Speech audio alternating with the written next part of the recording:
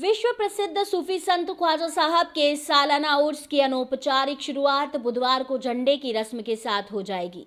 झंडे की रस्म अदा करने के लिए भीलवाड़ा का गौरी परिवार अजमेर आ चुका है। ख्वाजा साहब के उर्स की विधिवत शुरुआत रजब का चांद दिखाई देने पर 22 जनवरी की रात से होगी।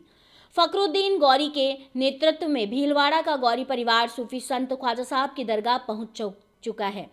बुधवार शाम को असर की नमाज के बाद गरीब नवाज गेस्ट हाउस धूमधाम से सूफी संत ख्वाजा साहब के उर्स का झंडा गौरी परिवार की ओर से बुलंद दरवाजे पर पेश किया जाएगा। असर की नमाज के बाद बड़े पीर की पहाड़ी से तोप दागी जाएगी। पुलिस बैंड की धुन और शाही कव्वाल द्वारा सूफियाना कलाम पेश किया जाएगा। इसके लिए जिला प्रशासन की ओर से तैयारियां पूरी कर ली गई हैं। असर की नमाज के बाद शुरू हुआ जुलूस लंगर खाना होते हुए सूफी संत ख्वाजा साहब की दरगाह के निजाम गेट से दरगाह में प्रवेश करेंगे। इस दौरान झंडे को चूमने और हाथ लगाने के लिए अकीदतमंदों में होड़ मची रहेगी। इस दौरान किसी भी तरह की भगदड़ नहीं हो, इसके लिए पुलिस की ओर से विशेष इंतजाम किए गए हैं। भीलवाड़ा से आए गौरी परिवार ने बताया कि यह परंपरा उनके बुजुर्गों की ओर से कई वर्षों से अदा की जा रही है, जिससे वे जारी रखे हुए हैं। जी बताइए।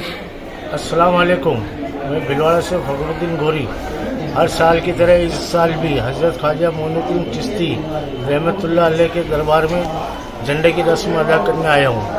यह रस्म कल 25 जमादी उलसानी 18 जनवरी बरोज़ बुधवार को असर की नमाज के बाद सैयद मारूफ अहमद साहब की सदारत में दरगाह गेस्ट हाउस में ये रस्म अदा होगी और उसके बाद जलसा होकर गली लंगर खाना होते हुए निज़ाम गेट होते हुए बुलंद दरवाजे पे निशान मुबारक पेश होगा।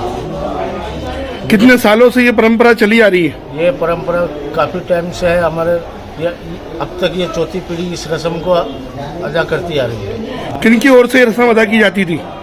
ये रस्म शुरू में हमारे पीर मुर्शिद सैयद अब्दुल सत्तार बादशाह यार ने शुरू की, उनके बाद मेरे दादा लाल मोहम्मद जी ने, और उनके इंतकाल के बाद मेरे वालिद मोइनुद्दीन गौरी, उनके बाद अब ये रस्म अब तक मैं निभा रहा हूँ। आज अजमेर में कौन कौन गौरी परिवार से यहाँ आए हुए?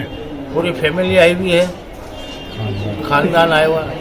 आपका नाम बताइए। फखरुद्दीन गौरी।